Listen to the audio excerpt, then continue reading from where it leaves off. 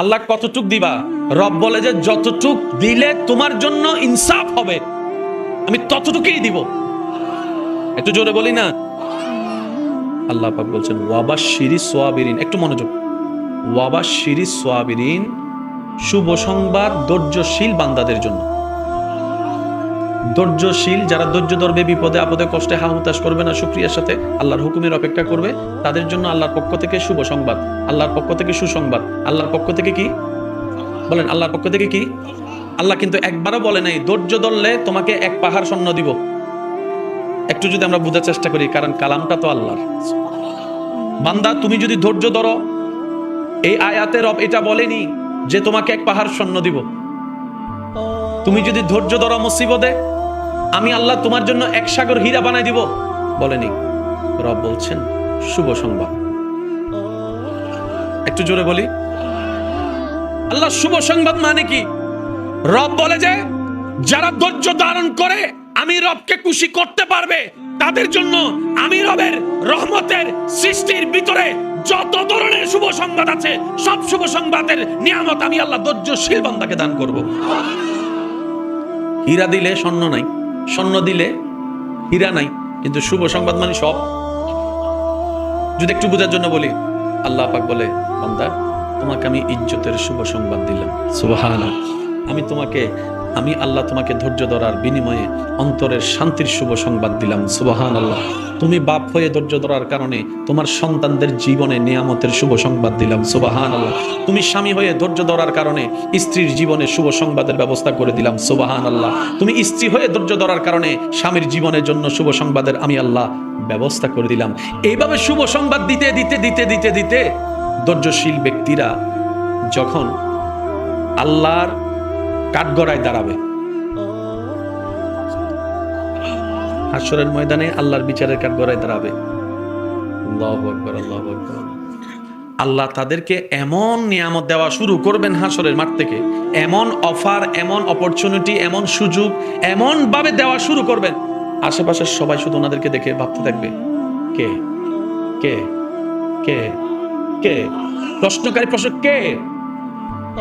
অনেক বড় আল্লাহর প্রিয় বান্দা, র্যাঙ্কিং বড়, এমন কিছু বলে যে না, তো কারা ওনারা? ফেরেশতা উত্তর দিবে তারা সেই সমস্ত বান্দা যারা দুনিয়াতে হাজার মুসিবতের ভিতরে আল্লাহর দিকে তাকানো ছাড়ে নাই, আল্লাহর রহমতের দিকে তাকাই থাকতো। এরা সেই সমস্ত বান্দারা যারা সবসময় না পাওয়ার হিসাব না করে পাওয়ার হিসাবটা করে রবের দরবারে শুকরিয়া করত। তারা সেই সমস্ত বান্দা 3 মাস অসুস্থ থাকার পিছনে রবের উপরে নারাজ না হয়ে ওই 20-30 বছর যে রব সুস্থ রেখেছেন ওটার দিকে মনে করে করে রবের শুকরিয়া আদায় করতো, সুবহানাল্লাহ। তারা হা হুতাশ করে নিজের শরীরের ক্ষতি করে নাই, বরং রবের হুকুমের অপেক্ষায় বসে থাকতো আর অশান্ত মনকে বারবার শোনাতো আমার জমিন আমার আল্লাহর, আমার ঘর আমার আল্লাহর, আমার পরিবার আমার আল্লাহর, আমার সন্তান আমার আল্লাহর দেওয়া, আমার সবকিছু আমার আল্লাহর দেওয়া। এমনকি যেই 2 চোখ দিয়ে আমি দুনিয়া দেখি, এই 2 চোখ আমার রবের দেওয়া, সুবহানাল্লাহ।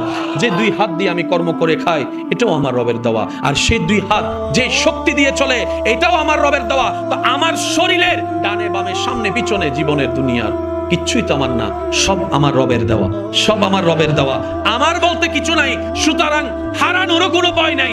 যা দিয়েছেন সব রব দয়া করে দিয়েছেন, যা দিয়েছেন সব রব্বুল আলামিন দয়া করে দিয়েছেন। আমি শুকরিয়া করতে থাকবো আমার রবের, বলেন সুবহানাল্লাহ। এবার ওনারা আল্লাহর রহমত নিয়ে জান্নাতে ঢুকবে। কোথায় বলি না? আওয়াজ মনে আরো জোরে, ফুল ভলিউমে বলেন, শেষ ভালো যার সব ভালো তার, একটু জোরে বলেন। ধৈর্যশীল ব্যক্তিরা আল্লাহর রহমতের নিয়ে কোথায় ঢুকবে? যখন ওনারা জান্নাতে ঢুকবেন, ফেরেশতারা জান্নাতের দরজায় দাঁড়ায় দাঁড়ায় ওনাদেরকে সালাম দিয়ে স্বাগতম জানাবে, সালাম দিয়ে। ওনারা জিজ্ঞেস করবে আমাদের কি সালাম কি আমাদেরকে দিচ্ছেন? বলে যে হ্যাঁ, আল্লাহর হুকুমে সালাম আপনাদেরকে দিচ্ছি। তখন ওনারা বলবেন আমি তো আমার এলাকার একজন সামান্য রিক্সাওয়ালা ছিলাম, দুনিয়ার মানুষ তো আমাকে 2 পয়সার হয়তো গণনাও করে নাই, আমি সামান্য লো লেভেলের একজন দুনিয়ার চোখে সামান্য মানুষ ছিলাম। তখন ফেরেশতারা বলবে, আজকের এই সম্মান শুধু একটা কারণে, আপনি ঈমানের সাথে সর্বদা রবের হুকুমের সন্তুষ্টির থেকে ধৈর্য ধারণ করেছেন, তাই আজকে ফেরেশতাদের মাধ্যমে জান্নাতের ঘরে আপনাকে সালাম দিয়ে স্বাগতম জানাচ্ছে। সুবহান। মনে রাখবেন ভাইয়েরা, পৃথিবীতে আপনি যেই কোনো সেক্টর দিয়ে যান, ধৈর্য ছাড়া, সহ্য ছাড়া আপনি আগাতে পারবেন না।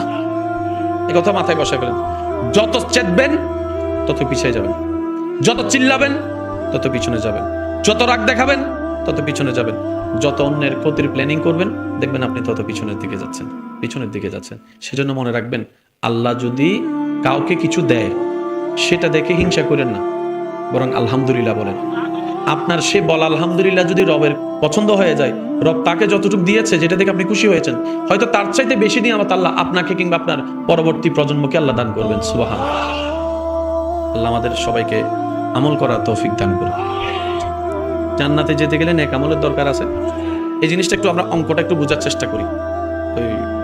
বলবো কিছু কথা, বলি অনুমতি আছে ইনশাআল্লাহ?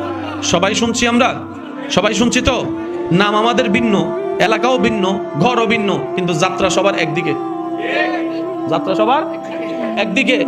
বিচারের কাঠগড়াও এক জায়গায়। কথা বলেন না কেন? এমনও হতে পারে হাসরের ময়দানে হয়তো দেখাও হয়ে যেতে পারে, ভাইয়া কি কিছু আছে? কাগজ কি নাম? মোনাজাতের নামও লাগে। একবার বলি আলহামদুলিল্লাহ। এইসব কথাগুলো আসলে দরকার আছে না? জান্নাতে যেতে গেলে কিছু নেক আমলের দরকার আছে না? আমরাই যে আমাদের পায়ে কুড়াল মারি নিজেরাই দেখি, চলেন আসেন। রব বলে যে জান্নাতে যেতে গেলে ঈমানের পাশাপাশি নেক আমল লাগবে। এবার আপনি নেক আমল বিভিন্নভাবে কিছু নেক আমল জমাতে লাগলেন একটা ঘরের ভিতরে। নামাজ, রোজা, হজ, যাকাত, দান, সদকা, ভালো ব্যবহার, সালাম, অনুনয় বিনিময় করে আপনি জমাচ্ছেন ঘরে। ঠিক আছে ভাইয়া, মনোযোগ। বাস এটা সবার জন্য তো দরকার, ঠিক না? কারণ জান্নাতে যেতে গেলে নেক আমলের দরকার আছে না নাই? এবার আমি মনে করেন একটা ঘরে, যার ঘরে নেক আমল জমাচ্ছি। নবী বলছেন কোন নেক আমলে যদি রিয়া থাকে সেটা নেক আমলের ঘরে জমা হবে না। আমি মনে করছি জমছে, কিন্তু হাসরের ময়দানে যাইয়া দেখলাম অনেক নেক আমল নাই। কিরে ফেরেশতা এগুলো গেল কই? ওই তুমি যে মানুষকে দেখানোর জন্য করছিলা, এই একটা সেক্টর। দ্বিতীয় নম্বর, মানুষের গীবত বদনাম করলে নেক আমল চলে যায়। এবার আমি আমার দোষ হিসাব করছি, আপনি আপনার দোষ হিসাব করেন, টোটাল অঙ্কটা যেন মিলে। গীবত করলে নেক আমল নষ্ট হয়ে যায়, শেষ হয়ে যায়, নেক আমল আপনার চলে যায়। হিংসা করলে নেক আমল চলে যায়। অহংকার করলে নেক আমল চলে যায়। খোঁটা দিলে নেক আমল, বলে না নেক আমল, সবগুলো বাদ দেন, পাঁচটা হিসাব করেন। এবার টোটাল অঙ্কে দেখবেন হয়তো আমাদের জীবনের অনেক নেক আমল আমরাই নষ্ট করে ফেলেছি, মনে মনে এটা নিয়ত করে মানুষকে দেখানোর জন্য, মানুষ বাবা দিবে, হয়তো কোনো না কোনো ভাবে হিংসার কারণে। আর সবগুলা বাদ দিল, একটা জায়গায় সবাই আটকে যাচ্ছি, সেটা হচ্ছে অন্যের গীবত করে করে, অন্যের বদনাম করে করে, অন্যের নামে কথা লাগাই আপনার আমার নিজের নেক আমল নিজেরাই নষ্ট করে ফেলছি। কথা বলেন ঠিক কিনা? এই যে আচ্ছা, আমি শেষ করে দিতেই ভালো, কারণ মানুষের কষ্ট হয়ে যাচ্ছে, আপনাদের কষ্ট হয়ে যাচ্ছে ভাইয়া। সিবিও লাগতেছে, বাচ্চারাও বিরক্ত হচ্ছে, ঘুম যাবে টাইম বেশি দাও, এটা রাইলা করার। আচ্ছা আপনারা যান, ঘরে যান, আপনারা ভিতরে চলে যান। জি, আপনারা ভিতরে চলে যান। ইল্লানো জান্নাতুল ফুল, কিন্তু জান্নাতুল ফুল লাগে তো ইতার লাগে। আচ্ছা বই তক তোমার আল্লাহ একগো গায়ের ইয়ার ফরান নমাতিবে, এই কেছ তোমার লোক গাইম ইয়ার ফরান নমাতিবে কেন? আই লাভ ইউ টু, মনে থাকবেন ইনশাল্লাহ। গোলাপ নীলাম, গাদা নীলাম রজনী গন্ধা, মনের সুখে মালা গাতিলাম সকালে সন্ধ্যা। একেবারে দেখা দাও যদি ও গো কামলি ওয়ালা, একেবার দাও যদি ও গো কামলি ওয়ালা। তোমায় হাজার ফুলের মালা বলি সবাই ইয়া রাসূলুল্লাহ ইয়া মাশাআল্লাহ সবাই সবাই গোলাপ নীলাম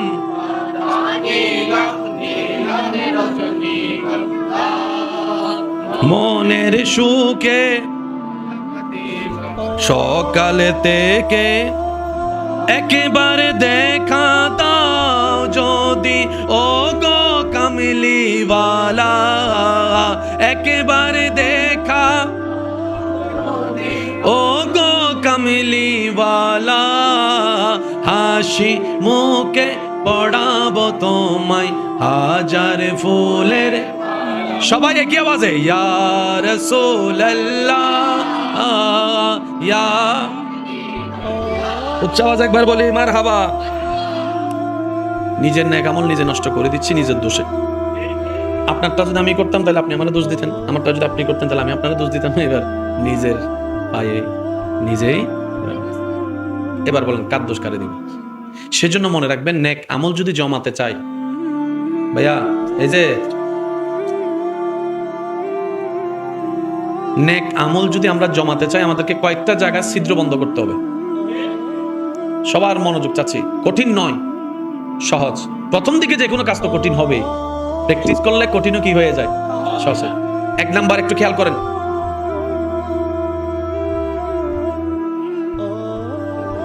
এই তিনটা জায়গায় যদি একটু কন্ট্রোল নিয়ে আসতে পারেন, এই তিন জায়গার মধ্যে সবচাইতে ভয়ঙ্কর জায়গা হচ্ছে না। এবার নবীজির একটা হাদিস এখানে আনলেই পুরো জিনিসটা আপনার বুঝে চলে আসবে। নবীজি বলছেন, হে আমার উম্মত, তুমি আমাকে দুইটা জিনিসের আমানত দাও, হেফাজতের জিম্মাদারি। তুমি কথা দাও যে দুইটা জিনিস তুমি হেফাজত করবা, আমি নবী তোমাকে জান্নাতের গ্যারান্টি দিলাম। কয়টা জিনিস? ইয়া রাসূলুল্লাহ, সেই দুই জিনিস কি? নবী বলে, তোমার লজ্জাস্থান হেফাজত করবা বলে ওয়াদা করো, আর একটা হচ্ছে তোমার জবানটাকে হেফাজত করবা বলে ওয়াদা দাও। হাসরের ময়দানে আমরা বেশিরভাগ মানুষ আটকায় যাব।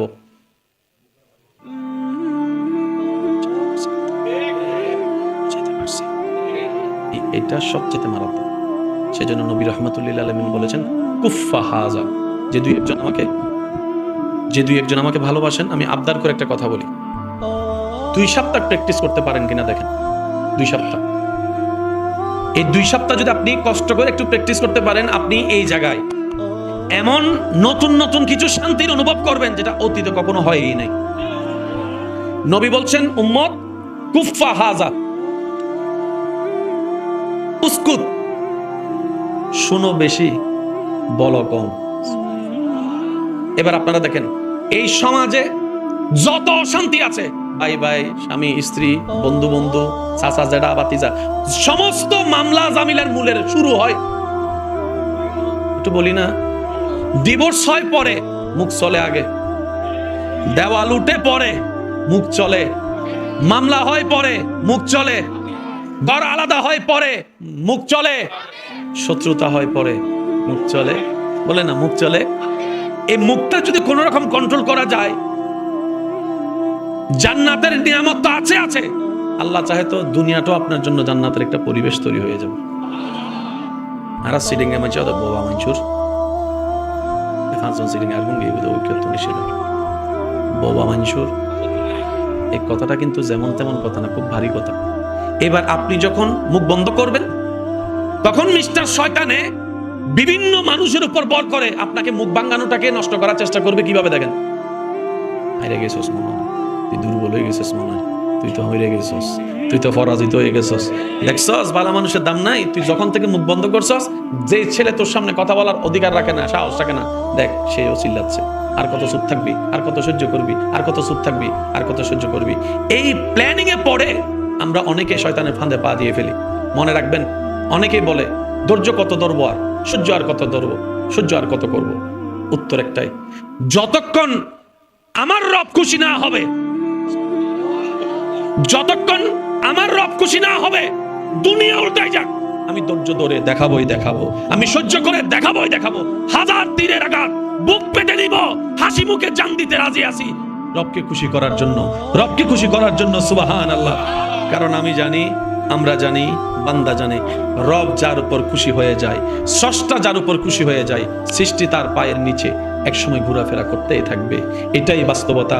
রব যার উপর খুশি হয়, জান্নাত তাকে খুঁজতে হয় না, জান্নাতেই তাকে সসম্মানে বরণ করার জন্য প্রস্তুত হয়ে যায়। সুবহানাল্লাহ। আল্লাহ পাক আমাদের সবাইকে একটু সহ্যশীল হওয়ার তৌফিক দান করুন। একটা হাদিস শরীফ মনে রাখবেন।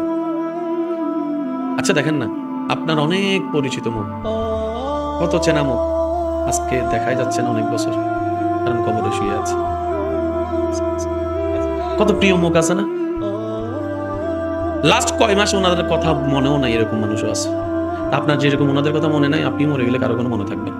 দুনিয়া এত ব্যস্ত, কেউ কাউকে মনে রাখে না। বোধ মাই ভকলা জামাইরা হদে তুই আয় মরে গেলে বিয়ার করিবে না, হয় না? ইন্নামাতে হয় না? জামাই হদে মাইলে ফিরের আয় যদি গজ্জু বলে হই তাহলে তো আসুন বেকিং শেষ। তো জামাই মনে মনে হতো তুই মরে গেলে আয় গইলে তুই আর খবর তুলিয়ে দিতে দিবে না। প্ল্যানিং সব প্ল্যানিং। তো বউ মনে মনে হতো তুই মনে মনে কি হইতে কি বুঝি নাই ভূত হই রাই তো জুমতে তোরা দুনু মরে আসে না নাই হন আবার কেন জোর হন আছে না। আল্লাহ আল্লাহ। পৃথিবীর সবচাইতে প্রথম সম্পর্কের নাম স্বামী স্ত্রী। আরেকটু জোরে বলি, উনি আমার চাচা, আমি উনার ভাতিজা, উনি আমার দাদা, আমি উনার নাতি, উনি আমার ভাই, আমি উনার ভাই, যত সম্পর্ক আছে সব সম্পর্ক পরে। পৃথিবীর সর্বপ্রথম সম্পর্কের নাম স্বামী স্ত্রী। এবার আপনারা বলেন পৃথিবীর সর্বপ্রথম মানবের নাম কি? হযরত। ওনার সাথে আরেকজন এসেছেন হযরত। এই দুইজন ছাড়া আর কেউ ছিল? এবার বলেন ওনাদের দুইজনের সম্পর্ক কি? জোরে বলেন। এই পৃথিবীর মাটিতে যারাই সর্বপ্রথম এসেছেন ওনাদের সম্পর্ক ছিল স্বামী স্ত্রী। আল্লাহ স্বামী স্ত্রীর সম্পর্ক পৃথিবীর সূচনা করেছেন। এবার যারা স্বামী স্ত্রী আছেন আপনাদের কাছে আমি শ্রদ্ধা ভালোবাসার সাথে অনুরোধ করব, আপনার রব যে সম্পর্ক দিয়ে পৃথিবীর সূচনা করেছেন, এবার আপনি ভেবে দেখেন এই স্বামী স্ত্রীর সম্পর্ক কত সম্মানের, কত দামি, কত মূল্যবান। সুবহানাল্লাহ। এই সম্পর্কের শুরু হয়েছে জান্নাতে, জান্নাত থেকে আবার সেই সম্পর্ক গিয়ে পৌঁছাবে জান্নাতে। জান্নাতে বাই বাই না থাকতে পারে, কিন্তু স্বামী স্ত্রী থাকবে। আমি অনুরোধ করব, এক ছাদের নিচে থাকলে অনেক কিছু হয়, সবার মন মেজাজ সবসময় একরকম থাকে না। আওয়াজ দেন ঠিক কিনা? সবাই যে সবসময় সবকিছু বুঝবে এমন কোনো কথা নাই। তো সুখে থাকার একটা ফর্মুলা হচ্ছে আশা না রাখা। কারো থেকে আশা নাই, কারো থেকে আশা রাখবেও না। পাইলে আলহামদুলিল্লাহ, না পাইলে আলহামদুলিল্লাহ। আপনি সুখী থাকতে শুরু করে যাবেন, বলেন সুবহানাল্লাহ। আশা যত বেশি, চাওয়া যত বেশি, স্বপ্ন যত বেশি, দুঃখ তত বেশি। আর এগুলা না করাই ভালো। কেন জানেন? পৃথিবীর কন্ট্রোল পাওয়ার তো আপনার আমার কারো হাতে। সেজন্য কিছু চাওয়া থাকলে আল্লাহর কাছে বলবেন এভাবে, আল্লাহ আমার তো এই জিনিসটা দরকার, তোমার কাছে যদি পছন্দ হয় তাহলে দিও। কারণ আমার পছন্দ যদি তোমার অপছন্দ হয় তাহলে আমার দরকার। যেমন একজন আল্লাহওয়ালা দোয়া করতেন, আল্লাহ আমাকে, আমার পরিবারকে অতটুক সম্পত্তি দিও, যতটুক সম্পত্তি থাকলে দুনিয়ার কারো কাছে ভিক্ষার হাত পাততে না হয়। সুবহানাল্লাহ জোরে বলি। দোয়াটা দেখেন, আল্লাহ আমাকে, আমার পরিবারকে এতটুক সম্পত্তি দাও, যতটুক সম্পত্তি থাকলে কারো কাছে ভিক্ষার হাত পাততে না। আল্লাহ আমাদেরকে অতটুক সম্পত্তি দিও না যে সম্পত্তি পেলে তোমার দরবারে নামাজের সিজদা দিতে ভুলে যাব। ওই সম্পত্তি দিও না, ওই সম্পত্তি দিও না। এই একটা দোয়ার ভিতর আপনি একটু ঠান্ডা মাথায় খেয়াল করে দেখলে দেখবেন জীবনের অনেক প্রশ্নের উত্তর এই দোয়ার মধ্যে চলে এসেছে। বলেন না সুবহানাল্লাহ। আল্লাহ পাক আমাদের সবাইকে কবুল করুক, আজকের মাহফিলকে কবুল করুক।